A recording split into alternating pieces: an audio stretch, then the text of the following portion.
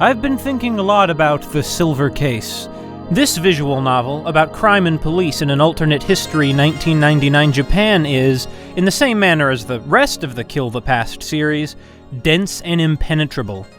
Despite, or perhaps because of its bewildering dialogue and alienating premises, it develops a beauty that fascinates me, something like David Lynch's films, which The Silver Case repeatedly references. Now, to pivot to the serious bit. This summer, after police murdered George Floyd, just one in generations of the extrajudicial killings cops have carried out in the US, protests erupted across the country and abroad. That included protests in Japan, such as the march in Osaka on the weekend of 7th June. These protesters acted not only in solidarity with American demonstrations, but also decried racist abuse by Japanese police. There's no need to get bogged down in story after story after story of police violence against protesters and, well, everybody that have emerged over the course of these events. This video isn't about the George Floyd uprising, but these circumstances have made me more hesitant to make a video about The Silver Case.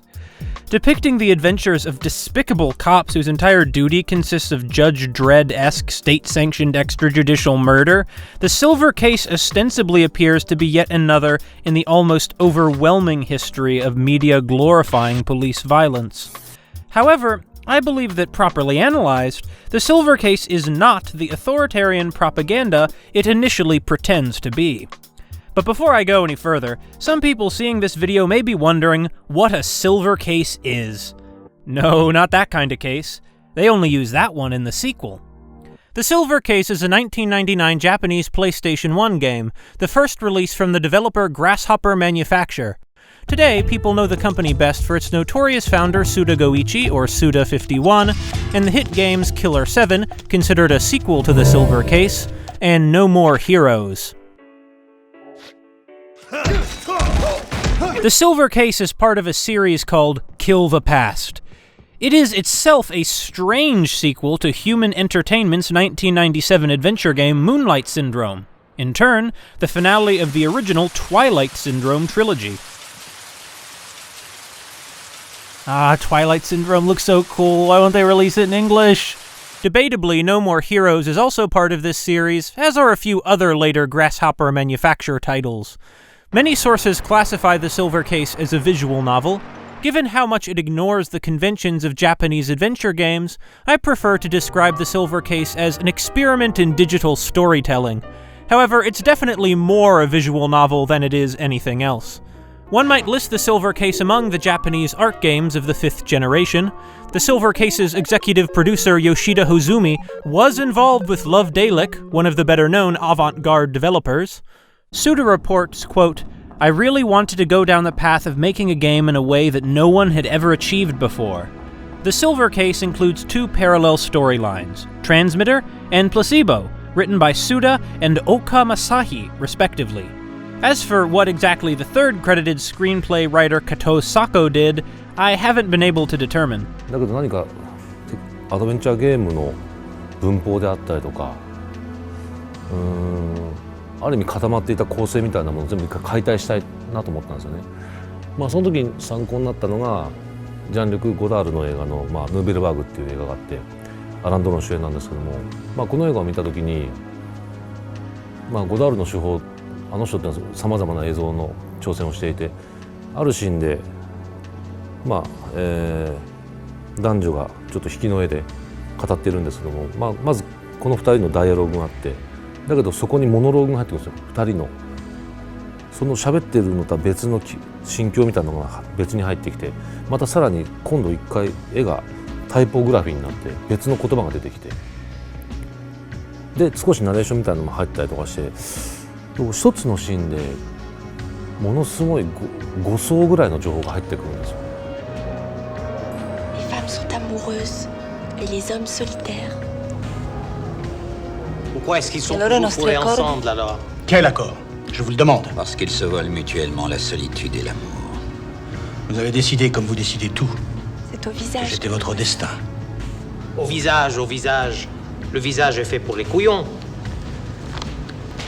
この真相っていうのはどうやって解明するのかっていう時に刑事たちの物語だけじゃなく裏側のジャーナリストのストーリーだったりとかだけど全くそうではないものを今度スクリーンの別の情報として流したりとかそういうことをいろいろ映像表現であったりとかテキスト表現みたいなものを駆使してやろうと思ったのはやっぱりゴダールからの影響ですかね。はい。The film window system used to convey these two storylines incorporates illustrations by Miyamoto Takashi, pre-rendered cutscenes, uncanny polygonal sets, live-action FMV, traditional animation, online chat rooms, silly old-school adventure game puzzles, and Takada Masafumi's dreamy soundtrack, creating a narrative experience unlike anything else I've seen. Its other sequel, The 25th Ward, The Silver Case, also uses the film window system, but lacks this innovative boldness. The Silver Case is, for better and worse, a product of its time, but it never received an English translation until 2017. This HD remake is what you're seeing now. The Silver Case calls its two scenarios chapters, dividing both into what would more conventionally be called chapters, but here are cases and reports. Transmitter consists of 7 cases: Lunatics, Decoy Man, Spectrum, Parade, Kamui-Drome, Life Cut, and Danwa, the last of which acts as a short epilogue. Placebo features the 5 reports Yume, Hana, Tsuki, Ai, and Hikari. The 2017 version adds Case 25, Whiteout, and Report 6, Yami, to better knit the narrative into the 25th Ward and Flower, Sun, and Rain, respectively. Both storylines are set in the 24 Ward Special Administrative Area. The real-life Tokyo has 23 wards. In the Silver Case's complex backstory, the 24th Kanto Ward emerged in the 1980s as a planned community built following the victory of the TRO-CCO political syndicate over the now-defunct FSO. In Transmitter, the player controls a silent man whom the player names like in a JRPG. I will call him Akira. After a near-death encounter with Uehara Kamui, Akira meets Detective Kusabi Tetsugoro, who ropes him into the 24-area heinous crimes unit that specializes, to cut through the jargon, in executing criminals to contain the spread of supposedly dangerous information. In Placebo, the player controls the verbose tabloid journalist Morishima Tokyo. His old boss Inohana contacts him about writing a story on Uehara Kamui, the Prince of Crime, and though loath to take the job, Tokyo needs to pay rent and soon finds his reality dissolving into a nightmare he struggles to understand. Over the course of 1999, Akira and Tokyo come together as they learn more about Kamui and the possibly supernatural force that links the three. I readily acknowledge that the pacing can be uneven, the script quality inconsistent, and the sexist undertones uncomfortable in their foreshadowing of some of the skeeziness in Grasshopper Manufacture's later work.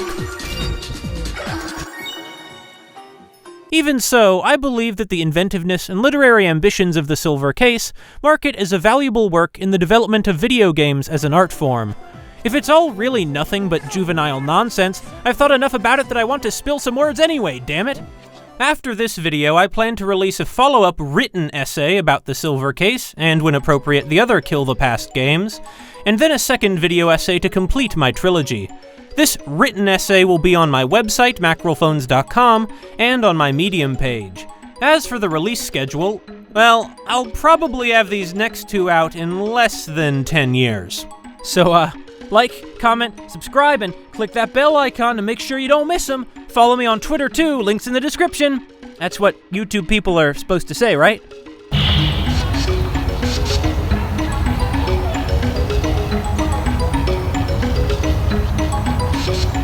When I sat down for my second playthrough of The Silver Case, I fondly remembered Kusabi Tetsugoro as a badass rambling about the light that exists in all people, and popping into Flower, Sun, and Rain to conclude Sumio's quest on an optimistic note. Also saying fuck probably hundreds of times. What I found instead was like having a bucket of water splashed on me. Kusabi was a fascist thug, liberal with threats and slurs, brutalizing a teenager's corpse and spouting off dehumanizing speeches about the value of extrajudicial murder. These pieces of shit are fucked in the head. So don't leave even a bit of skull. Wipe them the fuck off this plane of existence! Had I misremembered Kusabi? Rather, I'd forgotten that, on the first playthrough, his characterization mystified me. The brutal Kusabi of lunatics is not the Kusabi of Danwa or Flower, Sun, and Rain.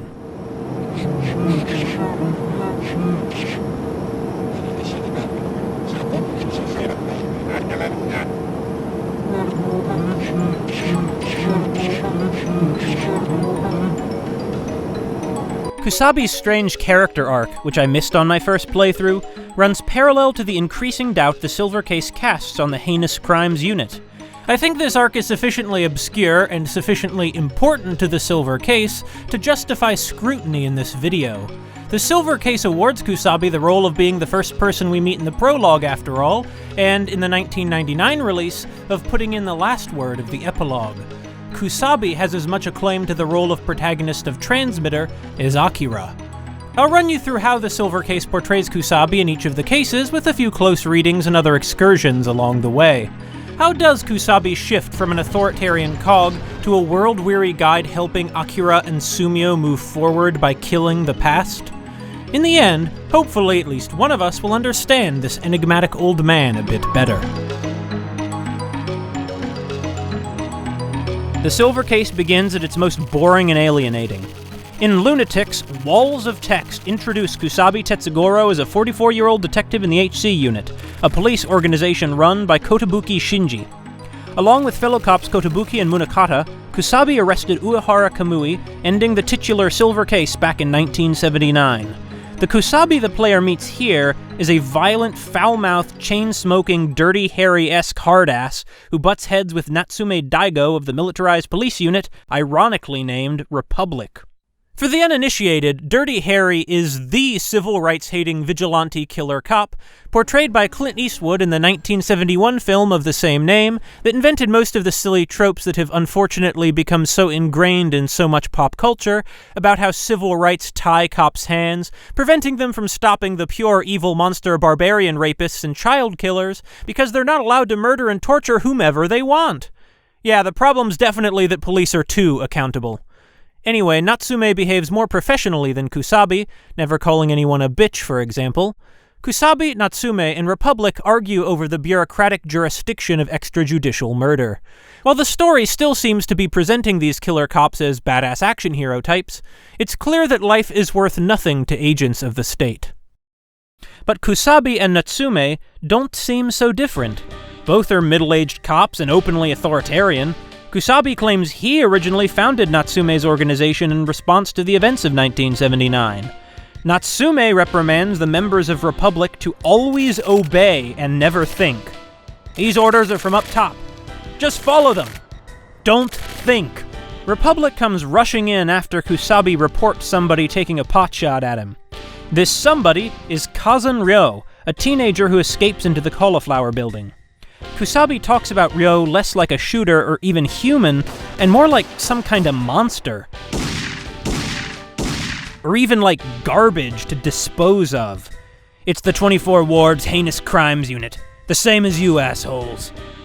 Like a disposal service. Annihilation of the self. That's what we do. Then some kind of demon appears? I really have no idea what's supposed to be happening. I think maybe the demon Mithra has taken control of Ryo's corpse and is standing back up? Or this is Ryo's ghost? Severely hampering my interpretation is that two of the key characters here, Ryo and Rumi, are from Moonlight Syndrome. I believe Ryo also appears in Twilight Syndrome. With my Japanese skills, I can barely read my way through the menu in Princess Tomato in the Salad Kingdom, much less parse this. はい、こちらは冷月峠の検討です。警察の発表によりますと、トラックを運転していた会社員吉田隆容疑者35歳を業務上過失致死などの疑いで逮捕しました。現場はトラックと4台の乗用車からガソリンが漏れ炎上。一時は森に引火する恐れもありましたが、現在は沈静化に向かっております。この事故でトラックとぶつかったバイクの運転手、稲城大学1年の波山京子さん18歳がトラックに巻き込まれ死亡いたしました。That said, the first half of Moonlight Syndrome has been translated. In this scene, Kazan Ryo's older sister, after coercing him into sex, dies in a freak accident arranged by the silver-eyed demon Mithra. Whether Kusabi's actions and lunatics are reprehensible, that is, reprehensible in the logic of the narrative, since in the real world police should never go into a situation intent on execution, hinges on whether or not he's right. And lacking more background information, I can't say for sure. Maybe he is. Ryo might be a mentally ill high school dropout and kind of a creep, but I get the impression that Moonlight Syndrome overall portrays him sympathetically. Certainly he goes through a lot of trauma. He's the secondary player character, like Tokyo is to Akira. Similarly, Rumi, whom Republic agent Sakamoto kills, seems relatively sympathetic too. I mean, in the first half she just seems like a kinda somewhat colder than normal high school student. Though, like I said, I don't really know what all happens in Moonlight Syndrome. In the second half, it seems that Ryo, already unwell, is tortured and manipulated by Mithra and Yayoi until he rapes Kishi Mika.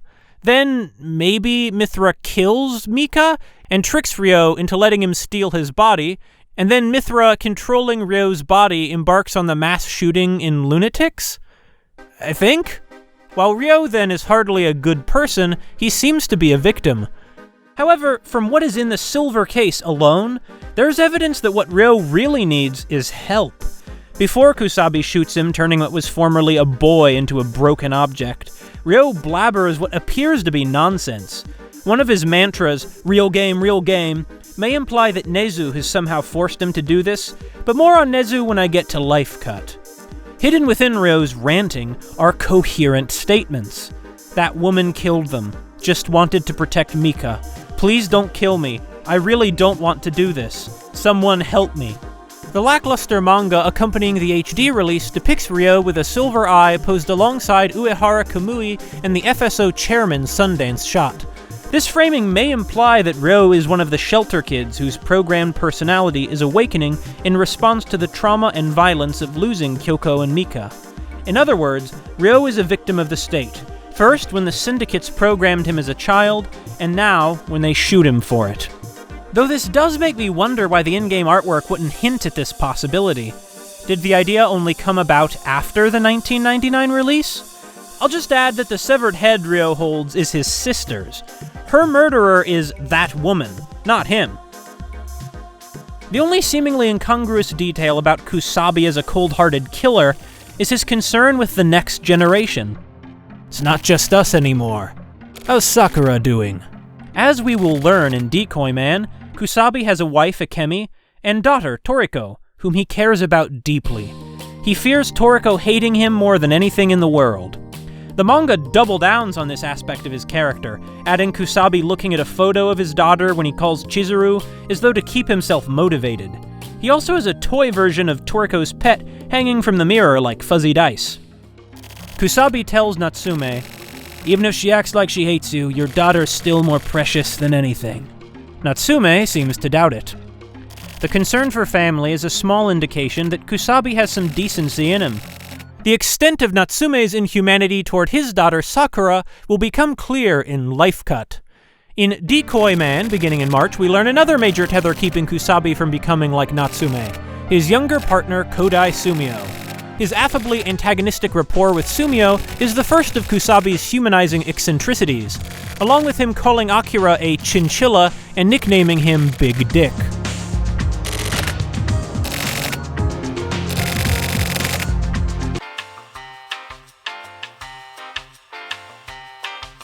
For most of Decoy Man, Kusabi forms a unit with Big Dick and Sumio to hunt down Uehara Kamui, who's escaped from the IMM hospital and gone on a murder spree. This case, when the story feigns being a typical police thriller, is the most conventional the adventure will get, and Kusabi's gruff but effective behavior reflects that. Still, Kusabi is an incredible jerk to Chizuru, screaming at her apparently because he doesn't understand the computer-related work she puts into her forensic investigation. This ignorance about computers and the intersection of modern technology and crime will render old-fashioned Kusabi tragically impotent in the later cases Parade and Kamui-drome. Kusabi is absent for the climax of Decoy Man, out of action from 10th April to 29th April, on holiday to an onsen with Akemi. This doesn't matter except to show Kusabi's connection to Kotobuki, who pays for the trip out of concern for him. Along with Kusabi's secret meeting with Munakata at the beginning of Decoy Man, this also establishes that he remains in touch with the other survivors of 1979. Lunatics and most of Decoy Man seem to be setting up the plot as one about badass cops with cool guns taking down the serial killer Uehara Kamui. However, Sumio and Akira find that a civilian has captured Kamui, who turns out to be a paralyzed man incapable of hurting anyone. It becomes clear that the Silver Case is not what it seems, both the adventure game and the in-universe Silver Case of 1979.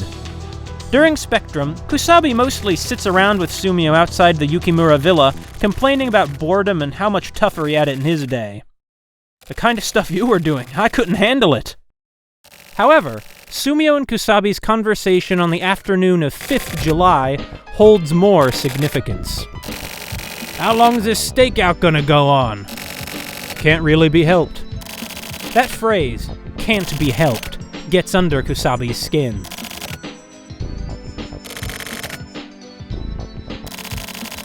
He tells Sumio how, when he was younger, Kotobuki, the old man, warned him not to use that phrase.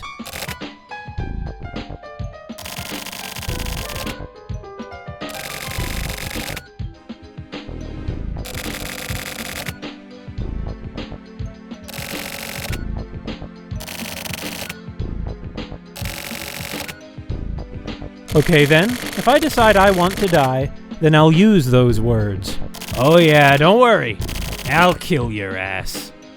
Like so many other details, the seriousness of these words will become clear in Life Cut. Kusabi hates learned helplessness.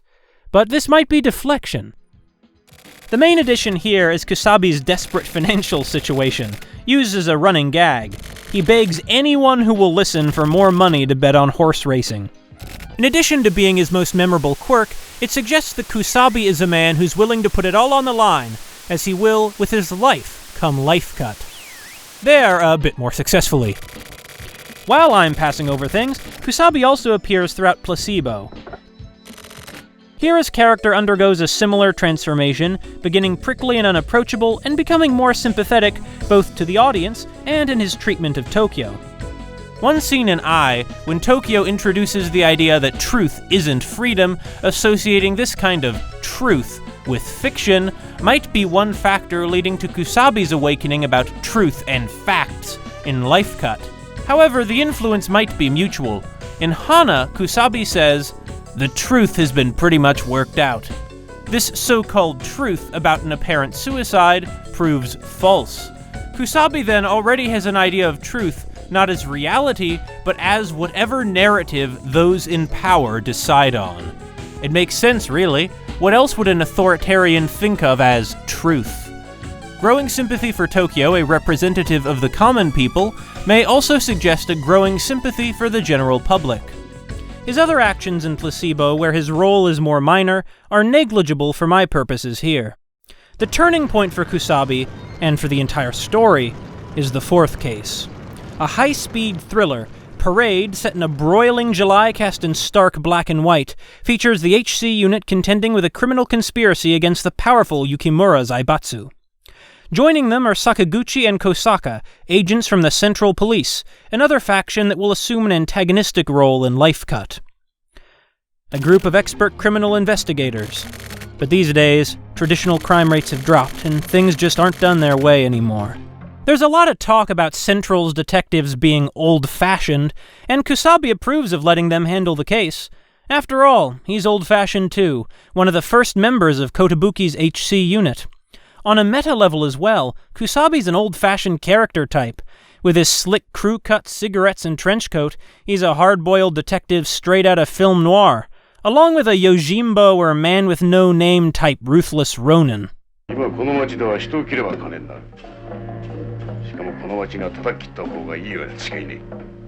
But Kusabi and Central's reliance on old-fashioned investigation utterly fails against the reality of 1999. Crime can ruin one's heart, says Kosaka. Even innocent bystanders can be greatly affected. As the last act of Parade begins, Kusabi and Kosaka engage in a strange private discussion. For the first time in the Silver Case, someone expresses doubt that extrajudicial murder, shock of shocks, might not be the best way to prevent crime. I'd thought there was something wrong with the way the Heinous Crimes Unit works, using disposal as a method of solving crimes. These corporate terrorists, whom, taking after Tokyo, I'll call the Mikumo Boys, haven't killed anyone but themselves. Kosaka likens their shocking action to a demonstration. They've left some sort of message. The information distributed by the media is going to cause a great number of people to fall victim to their crimes. So I feel that covering up the very crime itself is a necessary evil. By covering everything up, we take away the chance for certain people to assert themselves. That is to say, the chance for the weak to fight back. They'll be left with no way. Kosaka states he supports the press embargo on the Yukimura case to keep the oppressed powerless. For him, these acts of corporate terrorism are in the same category as the crime virus that justified splattering Ryo's brains. What changes here is that suddenly, crime is not a demonic power, but a tool for the weak, the oppressed, to fight back. If the player hadn't already been hesitant about the morality of the 24 Wards police, the language of suppressing the weak might shock them into rethinking their assumptions. This implicates the whole 24 Wards police force. Kusabi inadvertently admits he fights not to protect the public, but to control the weak. Predictably, a defensive Kusabi rejects Kosaka's doubts, even as they remain staunchly authoritarian, telling him to nuke his emotions and, like Natsume would want, think about nothing but his immediate job. Don't worry. Any part of your brain wants to start worrying? Grill that shit up and eat it! Kosaka accepts the old-fashioned detective's advice. It fails him. Eliminating his doubts results in Kosaka becoming a cold-blooded killer and arguably one of the chief villains in the 25th Ward, losing his ethical sense and, ultimately, his life. As for Parade, Kosaka was never even on the right track. The Mikumo boys run circles around the police from start to finish, bombing the Yukimura villa despite Kusabi and Sumio's stakeout, kidnapping the chairman, making untraceable phone calls, and finally bankrupting and then compelling the chairman to destroy, physically, the headquarters and board of directors of the Yukimura Zaibatsu in a fiery murder-suicide. Without hurting a single bystander, the Mikumo boys annihilate the company with the thoroughness and brutality that Kusabi advocated in Lunatics. Early on, Parade seems poised to be Sumio's opportunity to be a hero and catch the Mikumo boys. Kusabi hands the case off to Sumio with his standard machismo. You clean this shit up. Much of the case seems to confirm Kusabi's faith in his young partner. Of all the cops, only Sumio seems to have any handle on the situation, decoding the kidnapper's demands hidden in a video file. This decidedly new technology falls well outside old man Kusabi's abilities. But Kusabi and Akira learn, too late, the reason for Sumio's success. The mastermind behind the plot was under their nose the whole time. It was Sumio.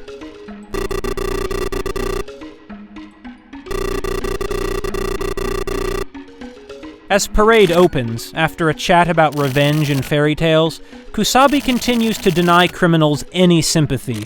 There's no differentiation in crime. Doesn't matter what kind of reasons they had. Yeah, I agree, says Sumio, meditating on the morality of his plan. Right? That's how it is. That's the only way it can be. Between Kusabi and Akira's archival investigation and Morishima Tokyo's interviews and emails, the story of what happened in 1979 emerges. The Yukimura Zaibatsu built the Mikumo 77 factory, which exploited the local workers and poisoned the air and water with a chemical that made the people irrational and violent. Sumio, as a kid, was one of the working-class villagers, along with his friends Hiseki and Fuyuki. All three were in love with Riru, the daughter of the branch of the Yukimura family in charge of the factory. Under the influence of the factory's poison, following weeks of unsuccessful protests, the workers attacked the Yukimuras, and the parents abandoned their daughter to hold off the mob. When Sumio, Hiseki, and Fuyuki attempted to protect her, the villagers crushed Sumio's eardrums, blinded Hiseki, sewed Fuyuki's mouth shut, and murdered Riru. Holding Chairman Yukimura responsible since the villagers were victims too, the Mikumo boys are out for revenge. Although kill the past is a quote from Kamui, the first character to use the phrase is, paradoxically, Fuyuki the Mute. Someone who literally has no voice sends the world his message through crime. Here's the oppressed sacrificing himself to send a message to the weak, one that the authorities like Kosaka and Kusabi call evil and attempt to quash. At the end of Parade, Kusabi arrests Sumio, too late to stop the time bomb from destroying the empty ruins of Mikumo 77, but in time to watch the explosion give peace to Riru's ghost. Kusabi will struggle to accept this until late November. In an uncharacteristically emotional state, he calls Sumio an idiot and takes him to prison, even as he continues doling out life advice. Move forward. So far, Parade has been in black and white. As the police helicopter flies to Mikumo 77, color bleeds back into the CG forest.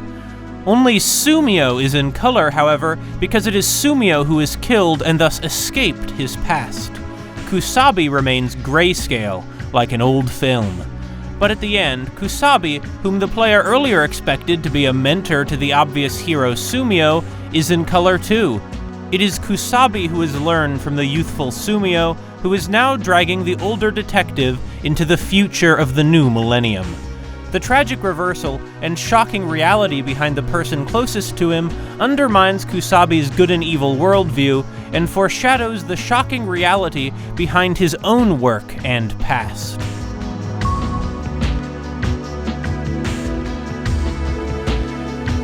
Grasshopper Manufacture didn't create the silver case in a vacuum. In real-life 1999, the 1997 Kobe child murders still lingered in Japan's public memory. A teenager known by the alias Sakakibara Sato killed 2 children and mutilated their corpses, notoriously leaving a severed head for the police to find with a taunting note in the mouth. Sakakibara has since written a memoir detailing his crimes. Reportedly, he claims to regret the actions of his adolescence, but many are skeptical of this man monetizing child murder. Suda Goichi has cited Sakakibara's murders as influencing his fascination when he began his work on the silver case, with grisly violence and what might drive someone to do it, particularly someone so young. This is also why severed heads recur throughout his oeuvre.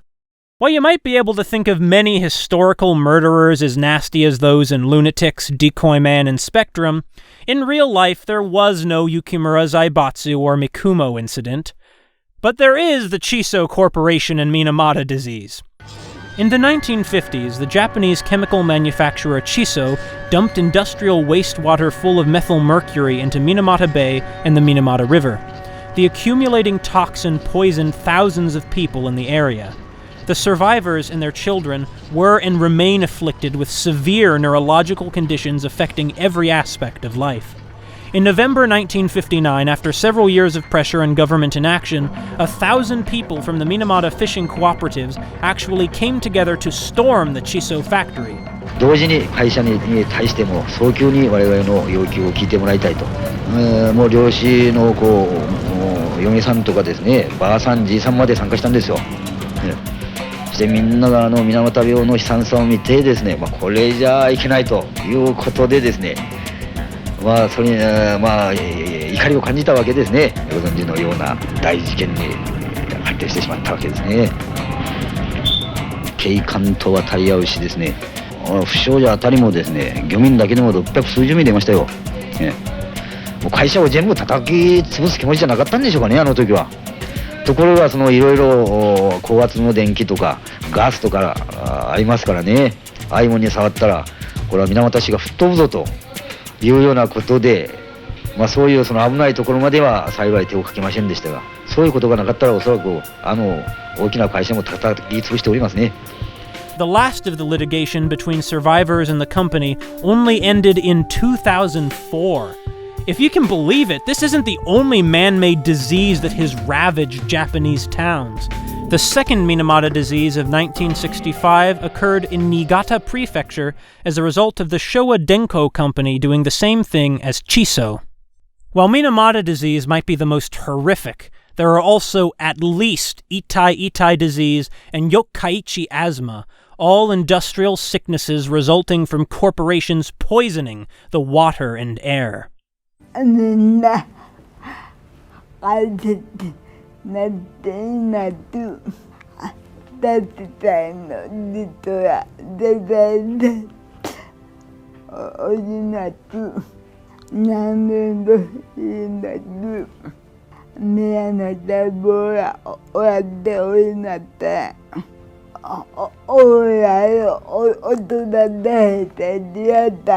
As for the bizarre kidnapping and extortion that initiates the Yukimura case in Parade, Suda might have taken inspiration from the wild 1984 Gliko Morinaga case.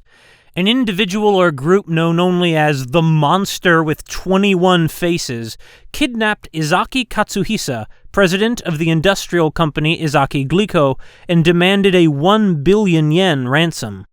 Well, this is rather less than the 600 billion yen the Mikumo boys extort from the Yukimura Zaibatsu, and unlike Sumio and his group, the Monster with 21 Faces went on to lace candy with cyanide and generally harm people wantonly. The real-life gang was able to run circles around police too, sending mocking messages. The destruction of the Yukimura Zaibatsu too has roots in Japan's history of left-wing terrorism. In particular, it bears some resemblance to the 1974 Mitsubishi bombing. Injuring more than 300 people, at the time this was the deadliest attack on Japan since the war. The group responsible claims that they hadn't meant to kill so many bystanders, but only a few suits. Rather than exaggerate the situation for drama, as with the Mikumo incident, Suda allows the Mikumo boys to succeed in taking out a small number of unambiguously guilty individuals, removing collateral damage to sharpen the questions the story raises. The board of directors are particularly unsympathetic, framed more like terrifying apparitions than people. They don't even have pupils. Initially, the Silver Case deals with the crimes of individuals. With Parade, the Silver Case shifts to the crimes of social institutions and economic elites that fuel what, in the first half, appeared as random violence, including that in Lunatics and Decoy Man, if Ryo, like Shimohira Ayame, is indeed one of the shelter kids. That's the genius of the Silver Case, juxtaposing rape and murder with corporations and political entities destroying the country and violence that arises in response. These might all be crimes in one sense or another, but are they really morally equivalent? Who did more harm? 中でも胎児性の患者はわしはこう言うただけでももう腹渡が逃げ帰るようになります。そんなやや子を産ませておいて大腸菌かてすめん海にしやがって何が高度成長や。 Only some 60 years before 1999, Japan's real-life thought police, the Toko, were tasked with preventing the spread of anti-government ideas. Isn't that containing criminal information like the HC unit does? Operating under the Peace Preservation Law of 1925, this dreaded organization executed mass arrests, spying on and torturing thousands of so-called thought criminals, even after they succeeded at destroying organized opposition. Thought criminal is not me casting a law I dislike in Orwellian terms. This is where Orwell got the terms. The Diet openly passed bills with names like Law for Protection and Observation of Thought Criminals. My main source on the Toko, the historian Elise Tipton, writes, "The ideological motive rather than the methods utilized became the criterion for establishment of a crime. Therefore, the police did in fact enter into a new area of control, thought." The introduction of the death penalty for the crime of seeking change in the Kokutai in the 1928 revision of the Peace Preservation Law leaves no doubt as to the seriousness and hostility with which the government viewed communism. Kokutai is a vague term translated as national polity. This vagueness gave the Toko a blank check to perform basically any amount of violence on suspects. The Toko also controlled press censorship, banning the publication of stories they dubbed detrimental to preserving order. Quote, "The police set up a system issuing warning notices to newspaper publishers against publication of specific news." Sound familiar? Even the HC unit's rivalries with Republican Central might vaguely reflect the Toko's rivalry with the Justice Ministry and Kenpei Tai. Intergovernmental rivalry can, and has, led to violence. Far from pure dystopian fantasy, there are historical precedents for the Heinous Crimes Unit, a government-sanctioned gang allowed to kill civilians to contain so-called criminal information. Going back even deeper, we might liken the 24 Wards police to Edo-period samurai, violent enforcers of the feudal lord's laws charged with apprehending and interrogating, or torturing suspects, until they confessed and then hauling them before a magistrate or local lord, depending, for sentencing. Or even further back into the Sengoku period Tsujigiri, those samurai who, from privilege or because they were bandits, would test a new sword by murdering random civilians, as suggested by the skull-filled lake Chisato learns about in the first investigation of Twilight Syndrome. 400 years ago, the place atop this hill was a site for decapitating criminals. Or rather, criminals is what they were all labeled as, but this also included soldiers who had simply lost in battle against those in power, or even common folk. It included men as well as women, and even very young children of tender age.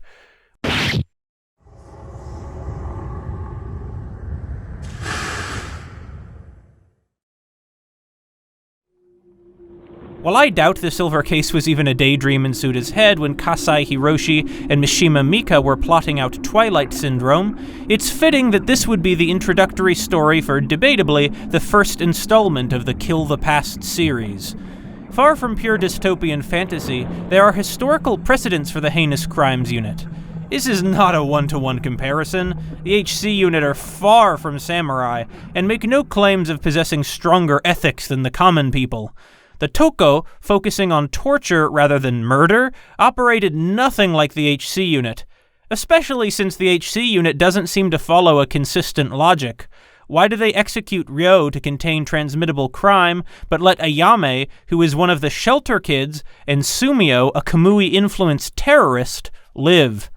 The takeaway is that, rather, the Silver Case, like much of the Kill the Past series, deals with the continuity of Japanese fascism, if we wish to call it that, after the war.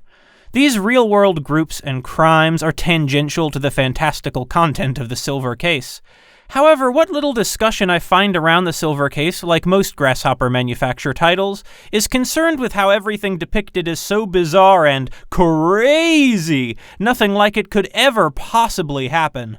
I hope I don't come off as trivializing any of these tragedies, and I'm sure I've made some kind of mistakes in my descriptions of them. My point is that understanding the social and political commentary of the Silver Case and its sequels requires an acknowledgement that much of their content doesn't exaggerate reality as much as you might think.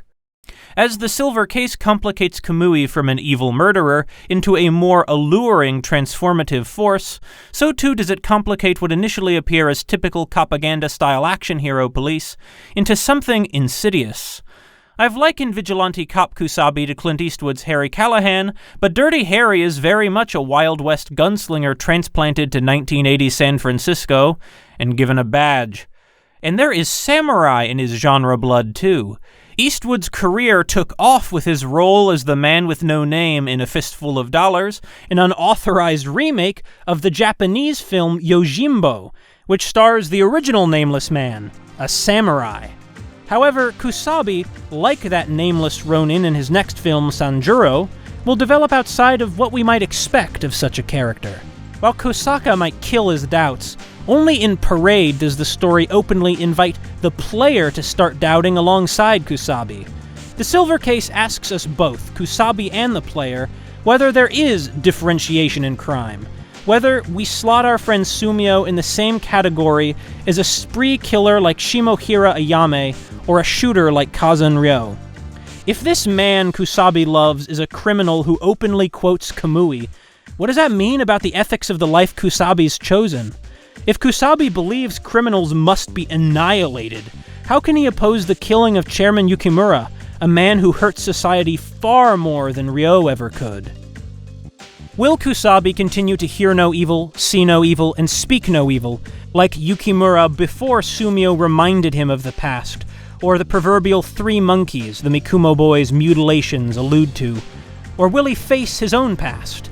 How will he, as Sumio tells him, adjudicate?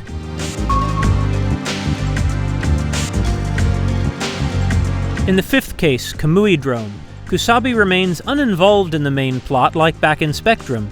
But the action pauses repeatedly for Kusabi and Sumio's cryptic one-on-one chats, and the case ends on Kusabi alone. While Kusabi and Sumio appear as heads floating in a void, the implication of their repeated conversation seems to be that Kusabi visits the jail every few days to talk to him. 23rd August, 26th August, 28th August, and 8th September. And that's only what the player sees. Let's step away from Kamuidrome for a moment to comment on their relationship. Their intimacy goes beyond a senior officer and his subordinate. Kusabi never shows this degree of consideration to Chizuru, Morikawa, Nakatagawa, Kotobuki, or Munakata. On the contrary, Kusabi shows none of them sympathy, spiting Nakatagawa to the end, unfortunately more for his being a bitchy little queen than being a hypocritical assassin and pedophile. Although he screams at her and calls her a whiny bitch, I also grant that, in Spectrum, Kusabi indicates concern for Chizuru's well-being, and in Danwa, her death saddens him.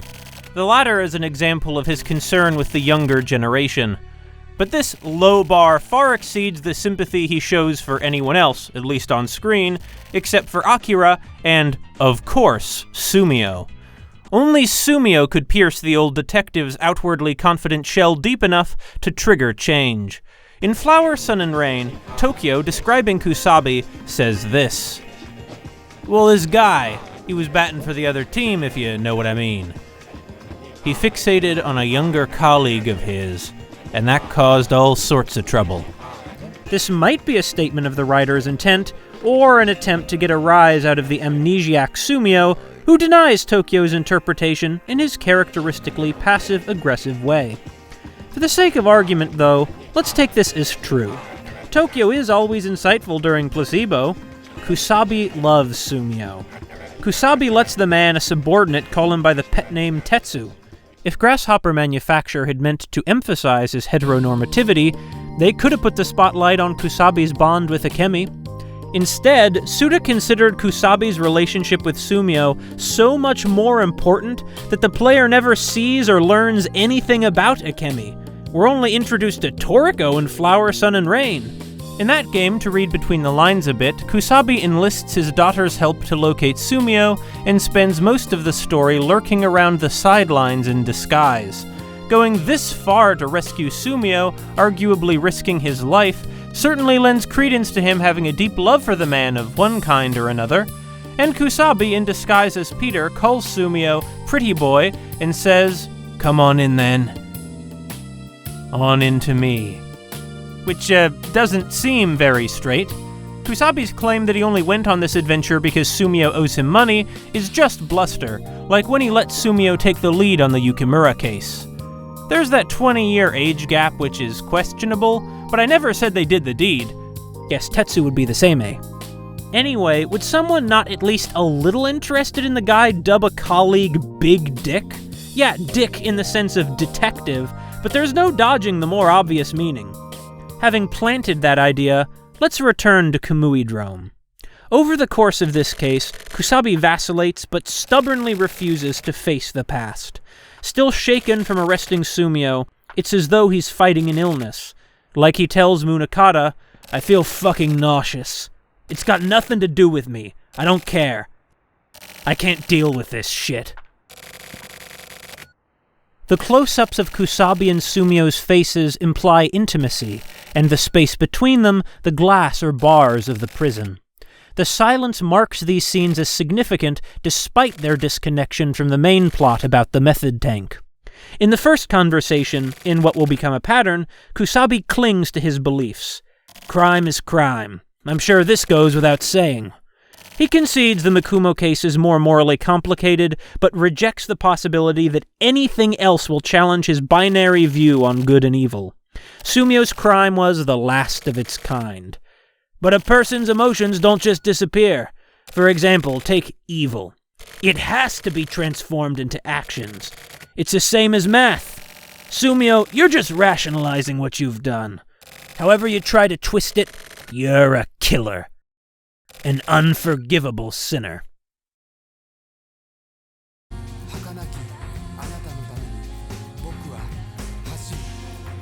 That's pretty harsh. In their second chat, Sumio continues drifting into the mystical world that he'll occupy in Flower, Sun, and Rain and the 25th Ward.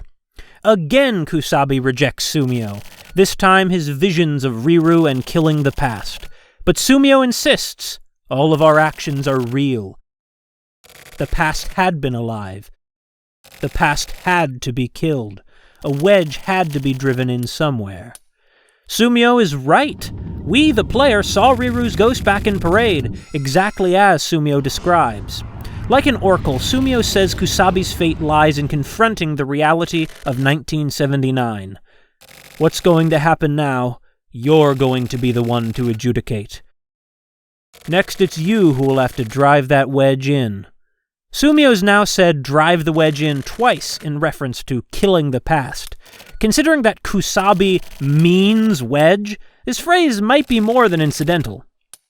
In their third talk, Sumio, sensing Furuya and Nakama and the spread of criminal information like Kosaka saw in the Mikumo case, continues warning Kusabi that something will change.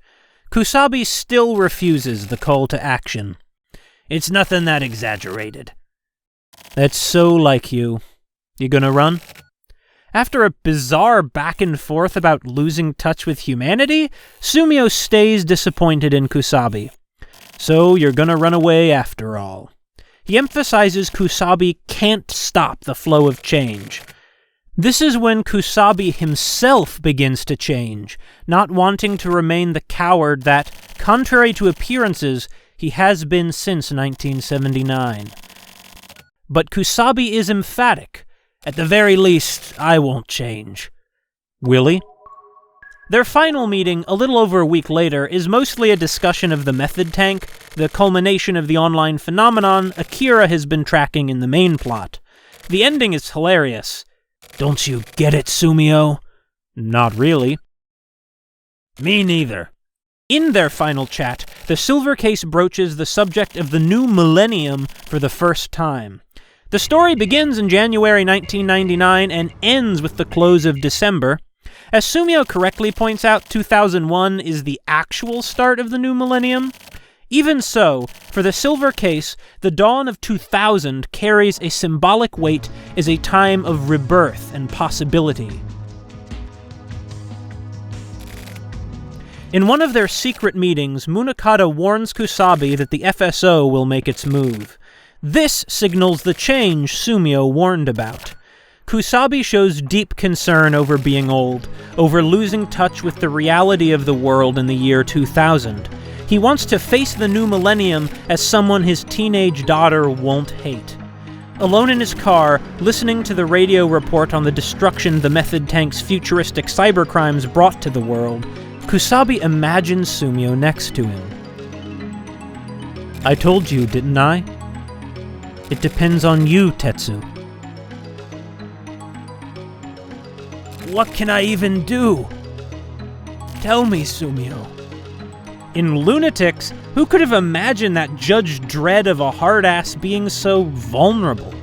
Far from the cocky tough guy his dialogue portrait suggests, Kusabi's become lost, emotionally and, in his complete impotence against first the Mikumo boys, and now the Method Tank, professionally too. Or perhaps he was lost all along. Kosaka said that crime can ruin one's heart. Not only the criminals and bystanders' hearts, the violence also takes a toll on a man like Kusabi, who, as we learn in Life Cut and Danwa, may have lost himself after his exposure to the 24 Ward's genuine prince of crime, Uminosuke. It's a you stare at the abyss stares back situation. The sixth and climactic case, Life Cut, is where all these threads tie into their bloody conclusion. On the afternoon of 30th November, Kusabi meets Kotobuki on the roof of Precinct 24. The despicable Nakatagawa, an agent of a rival political faction, has replaced Kotobuki as HC Unit Chief Director. A dreadful synth overlaid with a heartbeat, combined with a sepia picture of Kotobuki bent on a bench, having lost his cool for the first time, renders this the Silver Case's tensest scene thus far. Kusabi's limp responses to Sumio's premonitions and Munakata's speculation about the government funding violence finally collapse under their own weight. And the evidence. The game's already shown the player that Munakata was right. The hitman turns up to take him out the moment Kusabi leaves. Now Kotobuki losing his post shows Kusabi that Munakata was right. It's one of those things that can't be helped. Old man? What a joke. I've got my hands tied and I can't make a move. Hearing Kotobuki say the situation can't be helped is the straw that breaks the camel's back. Or Kusabi's back, I suppose. I'm leaving things in your hands now, says Kotobuki, and Kusabi shoots him. This is another scene that loses me. Kusabi seems to act without malice, speaking to the dead man fondly. Old man, I'll take care of things from here. You just rest easy. One interpretation is that Kusabi and Kotobuki had arranged this ahead of time somehow. Their relationship, little of it is the player's privy to, has seemed positive. The phrase, can't be helped, might be more than what Kusabi led on to Sumio. It could be a kind of code Kotobuki shared with Kusabi years ago, in anticipation of the Central Police/FSO taking over the HC unit. But Morikawa also claims that before dying, Kotobuki ordered him to murder Kusabi. Morikawa's story might be false. It would go against Kotobuki's dying words. Alternatively, Kusabi shot Kotobuki because he knew about the order to Morikawa. Kusabi doesn't seem terribly cut up about it when he later admits to Munakata that he shot Kotobuki. None of these possibilities alter the metaphorical sense of this scene, which I'll return to later. Before continuing to Kusabi's disappearance, it's important to introduce Natsume Sakura, the daughter of Natsume Daigo whom Kusabi asked about in Lunatics. Nakatagawa lets Sakura join the HC unit, where she replaces Kusabi as Akira's partner. On the night of 30th November, she and Akira scale the IEDU building. Accompanied as the player is by this unfamiliar Sakura person who seems to question everything that happens, this level, A Farewell to the HC unit, drifts into unreality, with characters leaping in at improbable spots on different floors to deliver dialogue that undermines the entire narrative.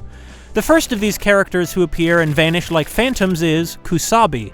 As he aptly observes, there's a lot of crazy shit going on. Sakura tells Kusabi, I looked up to my father, and to you. That's why I chose this job. Kusabi offers her advice that, given the stubborn obedience to authority and black and white worldview that's characterized him up to this point, is shocking. Be suspicious of the truth. The truth and facts are different.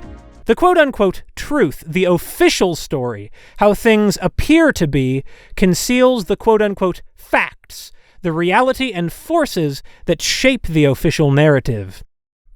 I guess this is the second of my video game analyses to involve how narratives are used to manipulate people. Anyway, Kusabi bids Big Dick and Sakura goodbye, and according to Morishima Tokyo's report on Kamui's death, was never seen again. Kusabi never returns to public life. But, of course, the player hasn't seen the last of Tetsu. 25th December is when the labor pains preceding the new millennium seriously get underway. This day, Akira meets a strange man named Kinjo and learns, in the first of several epic exposition dumps worthy of a certain someone in Mother 3, that the HC unit was collaborating with criminals all along. Meanwhile, Kusabi spent the last month in hiding while eluding the rogue Morikawa and gathering information about the Shelter Kids policy. It's unclear what this means for Akemi, but most likely Kusabi leaves her for a month. Since Akemi is a non-character, any further elaboration could only be speculative. Kusabi contacts Munakata to demand the truth about Kamui. That same day, Nakatagawa officially orders Kusabi's disposal. Like his predecessor Kotobuki, that slave to the system, Nakatagawa claims it can't be helped.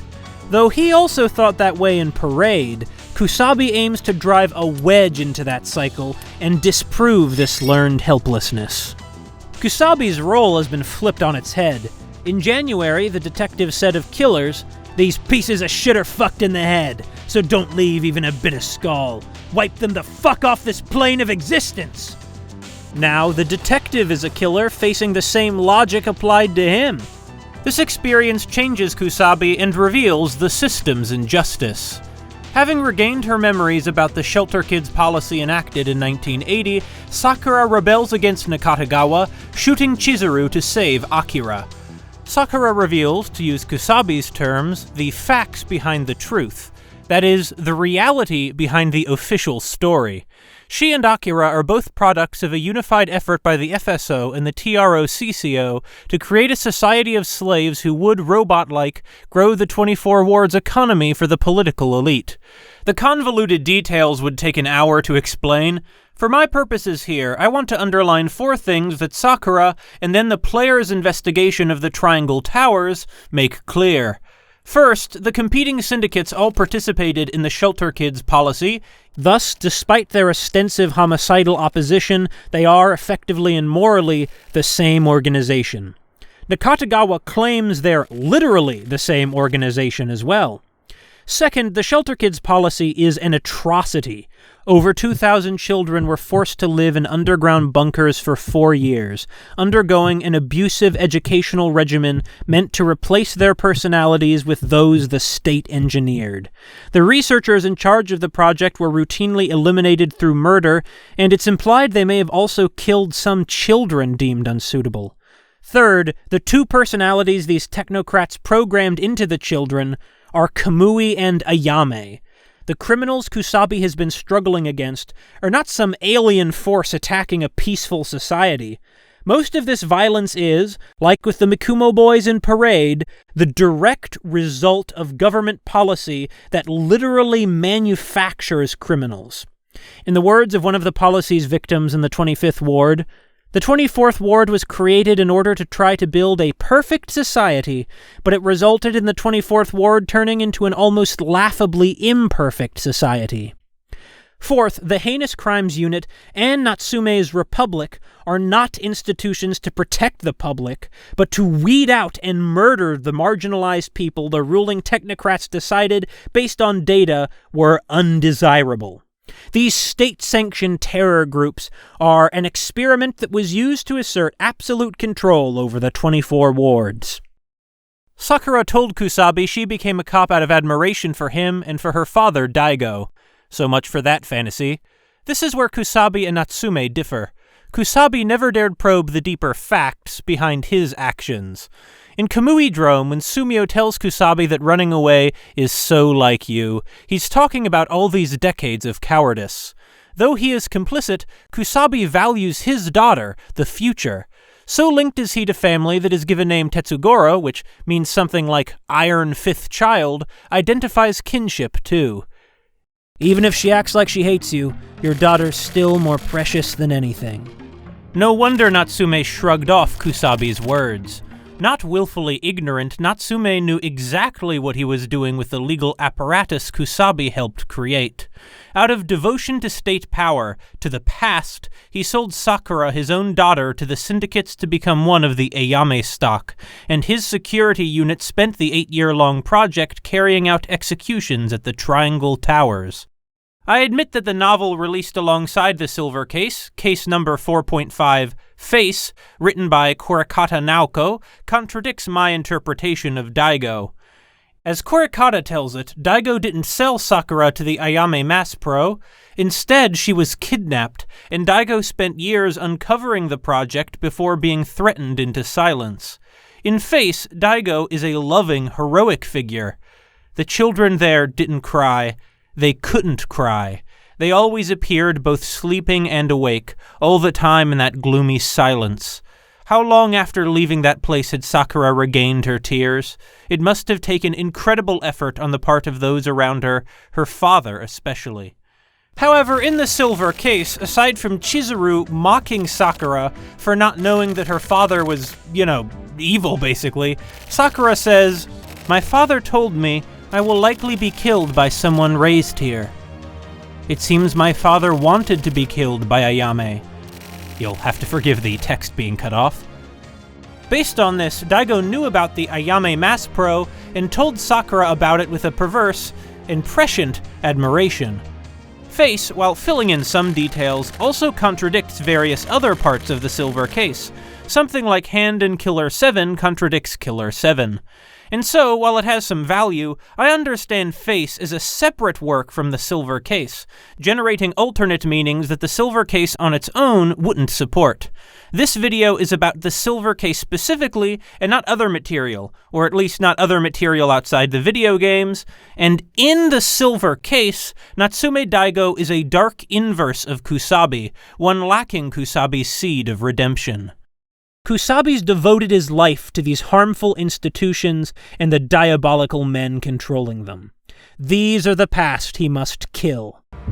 After he dispatches Morikawa, the game lingers on a shot of Kusabi locking eyes with Akira, who promptly drifts away on a train. There is ambiguity in this shot. It's also possible that Morikawa, to avoid having to shoot Kusabi, let the train run over him before Kusabi could fire. Since lunatics and the sexist-aggressive firebrand of Decoy Man and Spectrum, the Kusabi the player knows is softened up.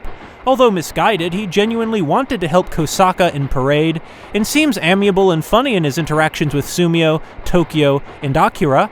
Even during the badass rampage in Life Cut, Kusabi remains strangely vulnerable. Check out his expression here. To me, he looks confused like a young boy. Although moments ago he murdered one man in cold blood and is preparing to eliminate Trump the same way. No, not that Trump. These guys are FSO hitmen. After sweeping the Triangle Towers and the trail of Trump corpses our former partners left behind, the player encounters Kusabi sitting in one of the shelter kids' empty beds, awaiting the new Kamui.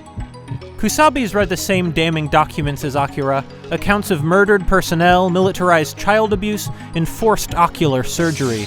He calls the Triangle Towers the curse that has haunted Kamui, now attributing the man's criminality to what happened at this place and not to Kamui for being fucked in the head. That is, while Kamui may have committed crimes, he committed them not because he was inherently evil, but because of the conditions he came from. But seeing as things have turned out like this, if you were to ask me what's the point of the work I do, I wouldn't feel bitter. More like at peace, I guess. Like how you feel when a cool breeze flows by. It's a pleasant feeling. At least for old guys like me. I don't have a fire to fuel my anger. Kusabi reflects that his life's work has been to no good purpose. Having learned the facts of the world, though, Kusabi the firebrand stays calm, as though having achieved enlightenment, now grasping all those doubts and mysteries he'd spent years unhappily ignoring. Kusabi accepts his past. To atone, he sets out with Akira to kill our enemy, Hachisuka Uminosuke and Nezu, the architects of the 24 wards, the HC unit, and the Shelter Kids policy.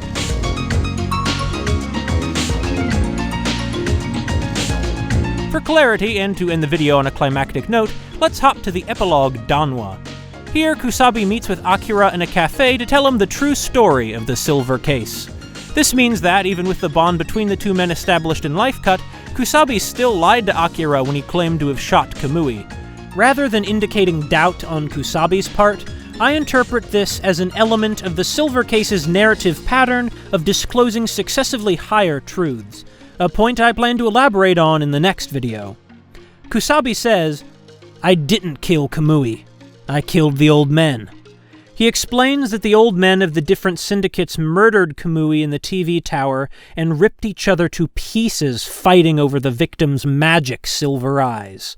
Finally, Kusabi, watching the triumphant survivor, shot him dead. Or so he thought. Those silver eyes. A certain man owns them now.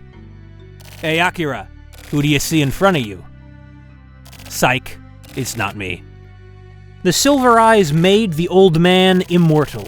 Kusabi informs us that this man, Hachisuka Uminosuke, murdered his own son Kaoru, used his regained youth to take his place, and hijacked grassroots activism to become mayor of the 24 wards. Adding to this revelation what Uminosuke himself tells Tokyo in Hikari, the utopianism of the 24th Ward was a front for a power grab the old man executed with the assistance of the programmer Nezu, a worthless man. Life cut, and in turn the whole transmitter scenario, concludes with Kusabi and Akira breaking into a secret part of the TV tower, unlocking the door Kusabi didn't open in 1979. In a cavernous space above the Tokyo lights and the Triangle Towers, they find Nezu. His uncanny CG model renders him monstrous beside Kusabi. In the plot, Nezu is just some guy. Contrary to appearances, the force that oppresses us isn't some mystical fucking beast, but human. Metaphorically, though, Nezu is the undemocratic control Kusabi wasn't willing to admit in 1979, when he turned back from the door he couldn't open, coming close but not seeking the facts behind the truth. Kusabi recognizes Akira as the new Kamui. Munakata figured Kusabi would resolve the crisis by killing Kamui. Instead, Kusabi stands side by side with Kamui to open the black box in the very TV tower where the official story says he arrested him 20 years ago. Aboard the lift to the TV tower, Kusabi emphasizes the age and corruption of the old men who died there. He speaks about tainted money, calls them elders, and derides the building as a luxurious elderly home. This is exactly the reason I hate young pricks like him. Though unfair to old men, in the Silver Case, being an old man like Yukimura means siding against the future. Speaking with Munakata, Kusabi found the idea of being an old man nauseating. The backstory in Danwa might render Kusabi's decisions up to this point inexplicable. How could a man who knew the mayor was a monster become a cop to enforce his regime? All we know about Kusabi's role in establishing the police force is this. Quote, out of loyalty to veteran detective Kotobuki, he joined the heinous crimes unit upon its establishment. I believe that Munakata and Kotobuki did not witness the Silver Case murders, and Kusabi, at risk of seeming crazy, lied to them about what happened and whom he had shot.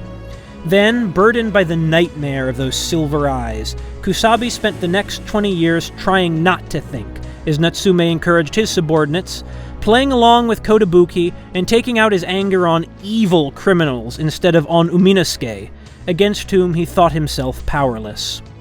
Only catching the Mikumo boys' crime virus, arresting Sumio, and seeing the FSO make their move shake Kusabi back to the person he was in 1979. Kusabi claims no detective believes something can't be helped. To some extent, this is deflection. 20 years of obedience to Kotobuki, and hence the status quo of Uminasuke's reign of terror, left Kusabi internalizing the lie that, when it came to the crimes of powerful men like the mayor, it can't be helped. While Kusabi avoids the factional politics, remaining willfully ignorant, Kotobuki stayed embroiled in them since the inception of the 24th Ward. Nakatagawa claiming it can't be helped proves him to be part of the same corrupt establishment that finally absorbed Kotobuki, as if we needed more proof. This establishment mass-produces crime, discourages thought, and hides the facts from people. It's difficult to imagine anything more antithetical to what a detective is supposed to be. Shooting Kotobuki, one of the old men, acts as a break with Kusabi's past, with the false life he led since 1980. This act is a statement. It can be helped. When Kusabi asks Akira, "Can you live after facing your true self?" he's asking himself also. In Life Cut, Kusabi resolves to finish the job his youthful self began in 1979. Pull the trigger on the devil's gun. Destroy the darkness. Seize the light.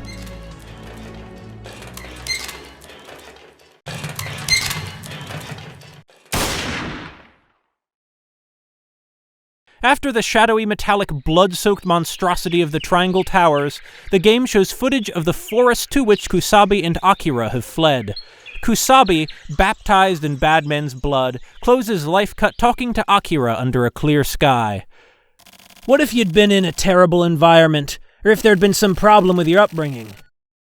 Then it really wouldn't be your fault completely. It doesn't matter if your name is Kusabi, Akira, or Kamui. There's a spirit that resides in us all, and within that spirit is the light of possibility. There is no distinction there. The images of nature and light, the light Kusabi says exists in all people, the titular light into which Tokyo escapes at the end of Hikari, symbolize hope returning to the world. Kusabi, not wanting his daughter, the future, to hate him, sides against the old men, and recognizes that crime isn't a matter of personal evil, but social conditions. Don't get me wrong, this is hardly a shocking revelation. Still, from the remorseless killer in Lunatics, what a beautiful transformation for Kusabi to undergo. Imagine if Harry Callahan ended up like this. Watching the dawn of the millennium with Akira, Kusabi remarks, "It'll be a new age soon. Aren't we lucky to be born in this age so that we can witness such a wonderful moment? It's fucking awesome."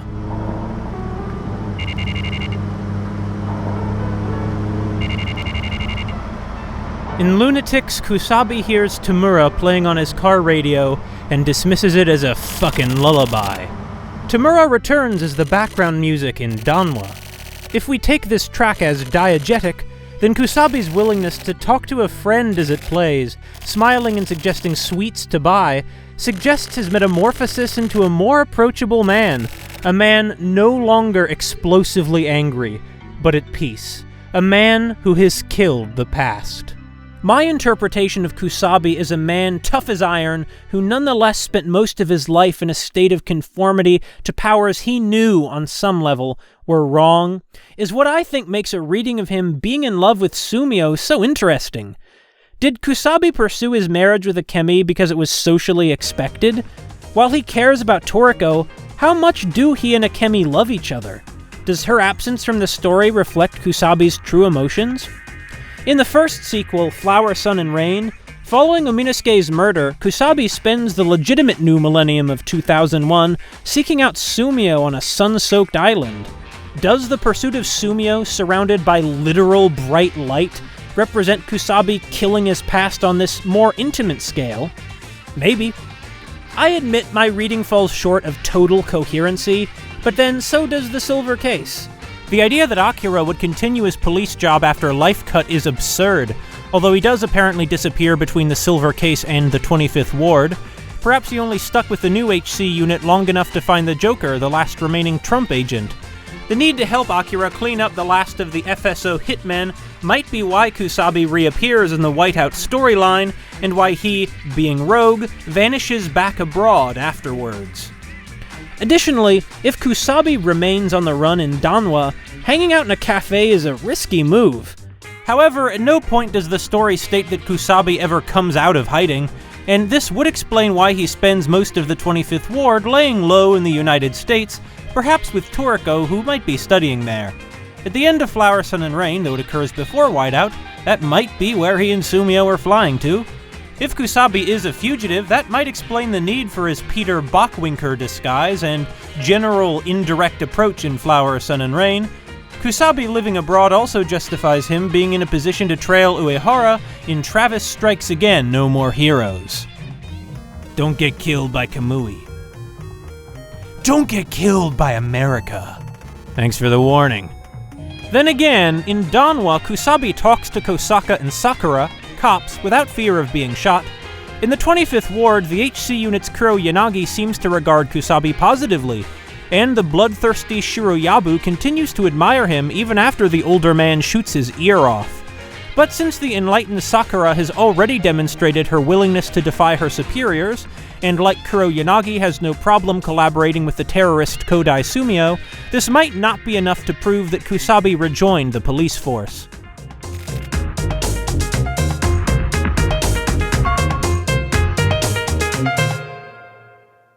The lives cut off in Life Cut are those of the authorities controlling the 24 wards: Nezu, Trump, and the HC unit. Ayame already eliminated Natsume's Republic back in Decoy Man. The destruction of the HC unit is a good thing.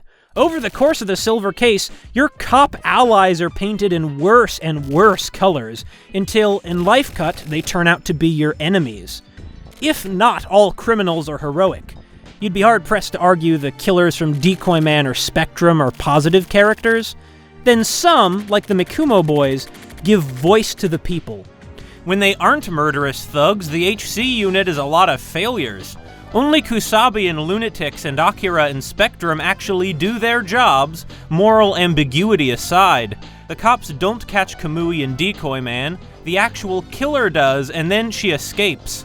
The cops fail to stop the Mikumo boys in Parade, they're abysmal in Kamui Drome, then in Life Cut they're unmasked for what they are, and try to kill you. The most sympathetic cops, Akira, Sumio, Kusabi, and Sakura, all become enemies of the police force. The Silver Case still frames Kusabi as a hero after he murders 2 of his fellow policemen in cold blood. As for the others, Nakatagawa is a pedophile, heavily involved in the Shelter Kids project, generally a condescending creep, and more invested in his allegiance to Central than to his colleagues. In Kamui Drome, he condescendingly forks his own work into the player perspective character Akira before willfully letting Bayan Sayaka kill herself and the method tank countdown complete. Hell, he gets excited watching the voyeuristic footage of Bayan that triggers her suicide. In Life Cut, he admits to Munakata that he is something like a serial murderer. Chizuru is much more sympathetic up to the point that she becomes a Yame. After Bayan's suicide, Chizuru, now death-filed, dismisses her coldly. Morikawa is a creepy jerk to Chizuru, and it's him who's collaborating with the murderous criminal Kinjo. Speaking of, Kinjo, who reveals the Syndicate's politicking to the player, wears makeup that lends him resemblance to the Method Tanks Furuya and Nakama. Kinjo runs what amounts to an illegal police precinct on behalf of the government, and looks the same as 2 delusional terrorists. Much how, in fellow work of cyberpunk police fiction RoboCop, the primary difference between a businessman and a gangster is a suit, this jumble of policing and illegality reveals that the gap between cop and murderer is a matter of political convenience. Like the historical Toko, who constantly broke laws in the name of enforcing them, these cops are criminals.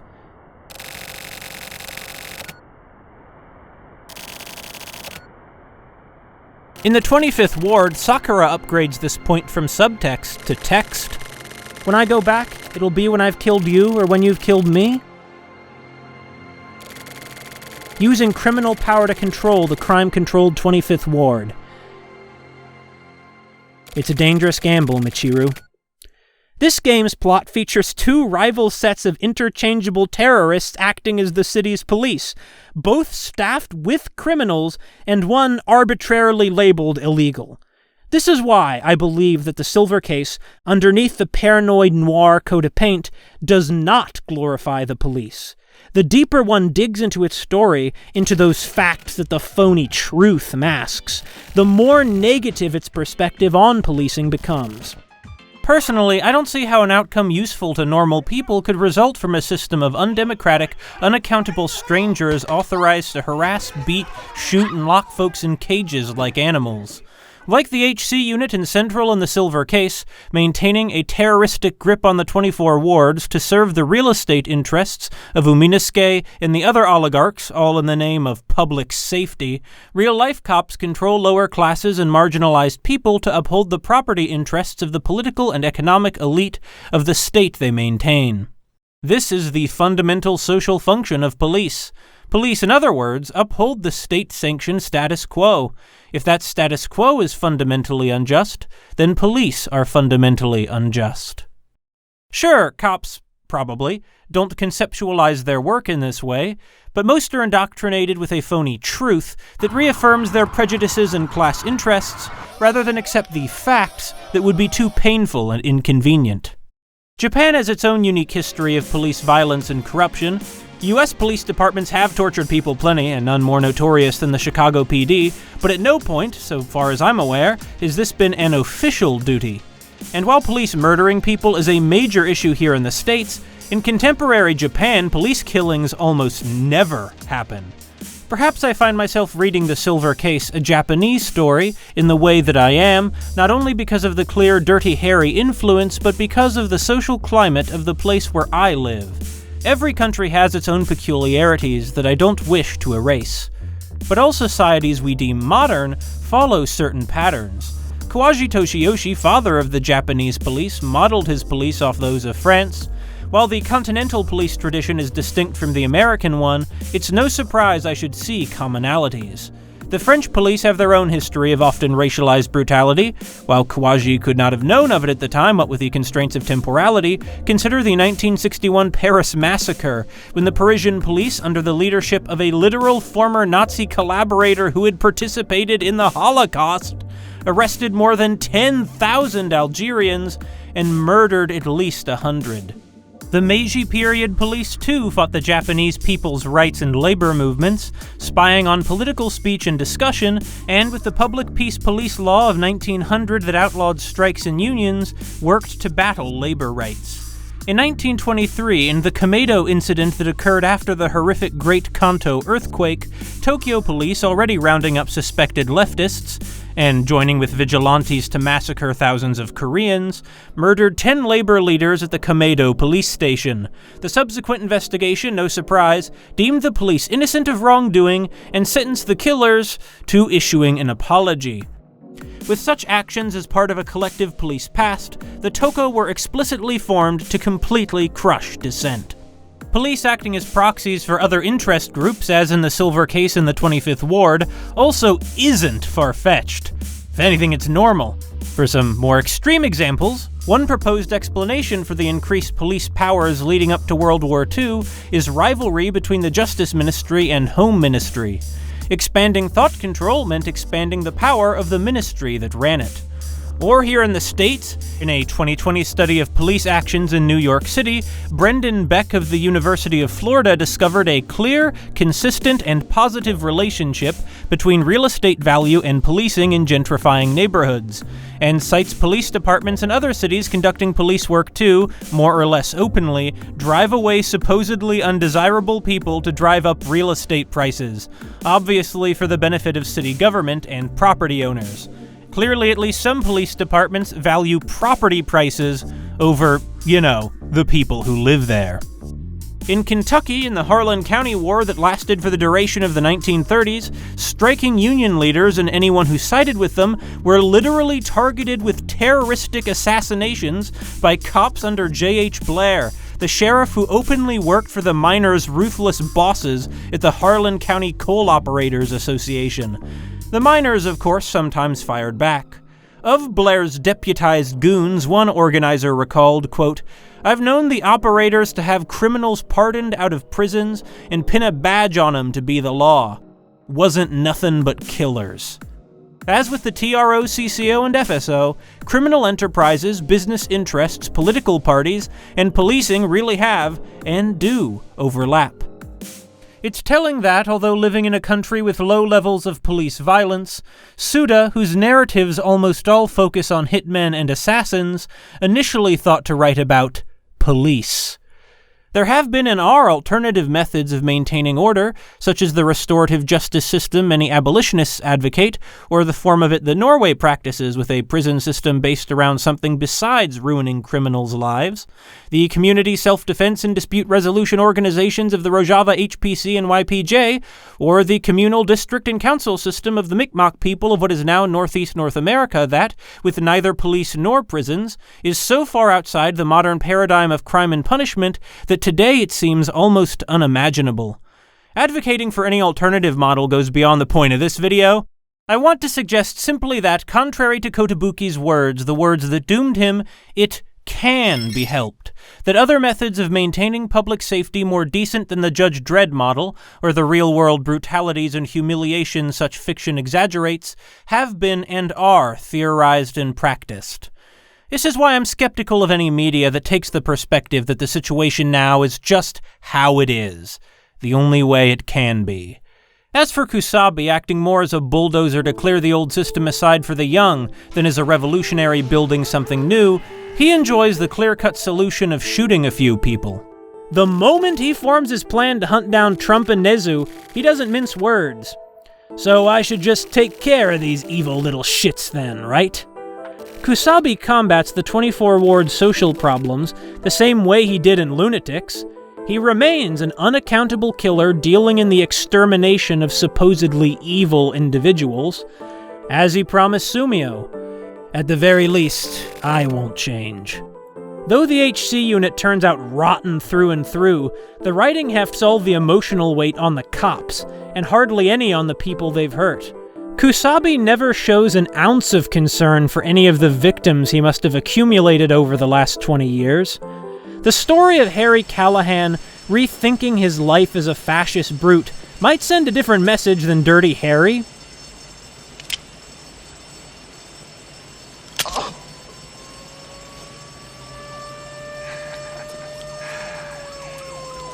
But if the story were instead about Albert Popwell here, and he wasn't characterized as an evil monster person, it would be more different still.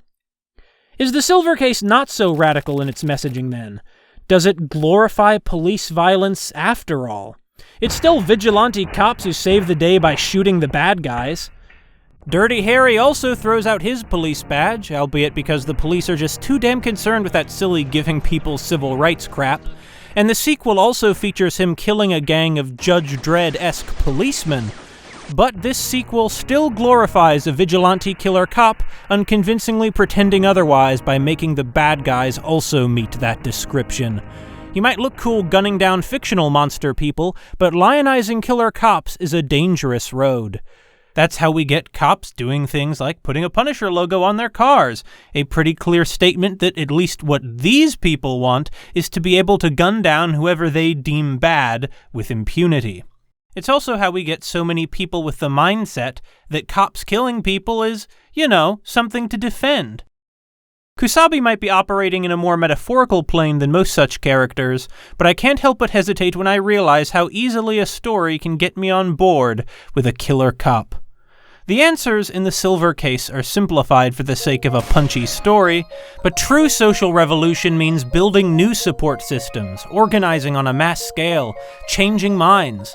It means knowing that we can't solve all our problems the old-fashioned way, at the barrel of a gun. Perhaps Suda, Oka, and the other folks at Grasshopper Manufacture realize the limited scope of Kusabi's rebellion because the 25th Ward, far bleaker than its predecessor, features a reformed HC unit under the control of some other faceless, vile old men, and opens with a terse declaration of failure. The past is not dead. But that is exactly why, whatever your name might be, each of us will have to answer Kusabi's call. What will you do? Will you live by killing your past? Or will you die clinging to your past? Can you keep moving forward? Find the light within your spirit. Seize that fucking light, Akira.